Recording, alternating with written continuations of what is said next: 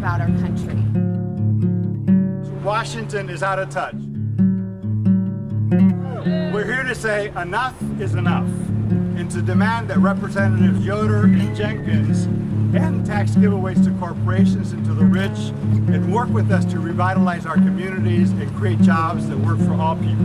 We're not alone. Thousands of people are calling on their representatives to stand up for the American dream and to protect the middle class. Taxes are lower now than they have been in decades. 10 years of tax breaks has resulted in the very opposite of what we were promised. We have a revenue problem, not a spending problem. Yes. It is absolutely unconscionable to me that the wealthiest Americans and corporations are able to completely avoid paying taxes while vital programs that serve working families and society's most vulnerable citizens are being slashed, defunded, and shut down. This is unacceptable. No more corporate tax cuts. No more cuts to social programs. We need jobs, not corporate welfare. Yeah. I just moved to Lawrence a year ago after retiring from teaching philosophy and ethics at Tuskegee University in Alabama.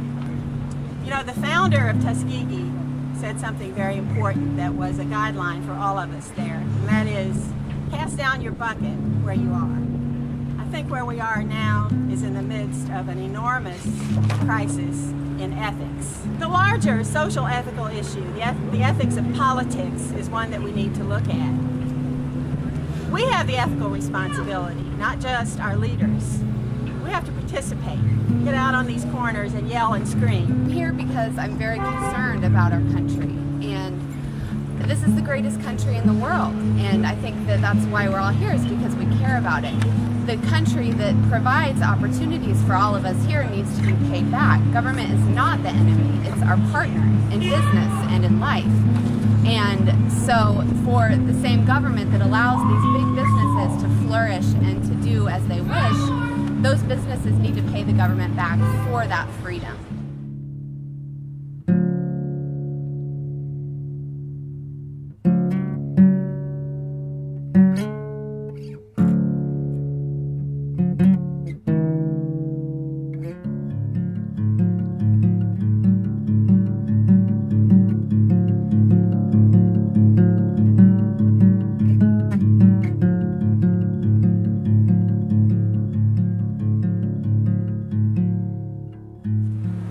I'm a retired school teacher.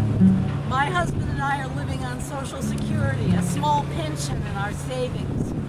We never thought that Social Security and Medicare would be threatened, that the state would stop contributing adequately to their share of my teacher pension, that the value of our savings would be subjected to vicious downturns because of Wall Street-induced recession and threats to what we thought would be relatively safe. Now, fear for my adult children and their children, who really have little faith in the economic future of our country, overwhelms me. I worry for them and for my grandchildren, who are already having trouble finding jobs. I am sickened to think about families who have little to no income and those who have been turned out into the streets. Congress, quit your bickering. Get out of your trenches.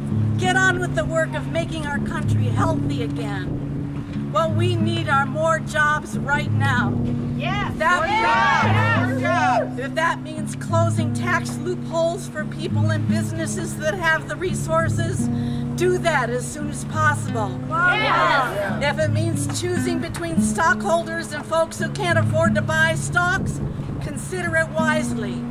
If it means changes in government policies, get on with it. If it means using new tax money to give support to the jobless, to train for new kinds of jobs, to improve our infrastructure, to provide incentives for small businesses, to keep up the quality of our schools, to maintain our social support system, just do it. Do it. I'm willing to pay my share, but it needs to be a fair share. The wealthy must contribute too. I refuse to be one of the silent ones. Wake up, citizens. Don't believe the rhetoric you hear from the right. Your legislators have telephones and email addresses. Use them to let them know that a balanced plan is needed right now. We can't wait for another trickle down.